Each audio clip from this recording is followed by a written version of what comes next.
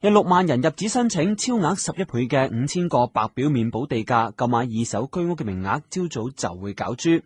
姚先生個女有申請，面對住樓價高企，佢就話個女抽到嘅話一定會揾樓上車。因為呢啲樓價實在太貴，冇辦法。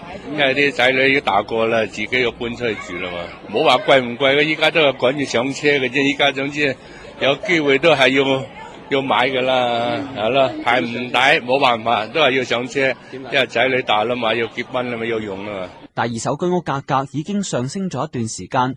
公屋居民梁小姐本來打算以綠表買二手居屋，但係面對住樓價高企，而家都唔敢入市。同私人樓其實冇分別價錢。你諗你以前係爭喺一半噶嘛，而家你發覺係可能接近去差唔多同80%冇分別嘅私人樓。其實根本就可能提升咗價錢，唔覺得係跌咗落嚟咯。等下先啦，係政府話咁起緊樓。有經營二手居屋嘅長益地產總裁汪敦敬就表示，近半年未補地價二手居屋嘅價格平均升超過2成，跑贏大市大約3%到6%。佢相信，當首批2500個中簽人士喺5月入市，會進一步推高居屋嘅價錢。個樓價慢慢高緊咧，我哋都見到個現象，即係話我哋喺過去個半年或者半年鬆啲咧，睇到現象係樓價升緊嘅時候咧，居屋第二市場放盤嘅人數多咗，因為之前價格好平啊，好似半年前天水圍仲係1000幾蚊尺，而家2000幾，買一層樓能夠換到樓咧，新嘅現象咧係鼓勵咗一啲人放盤嘅。我哋都認為未來半年都會有2成個升幅嘅。但係佢認為二手居屋上車門檻較低，例如天水圍部分嘅居屋未補地價200萬以下都有交易，仍然低於市場，相信會有一定吸引力。居屋係升多咗，但係問題我哋見到好多因為建築成本上升嘅關係咧，對比翻仍然好吸引嘅。譬如話屯門普遍係如果用成5億計免補地價都第二市場嚟講咧。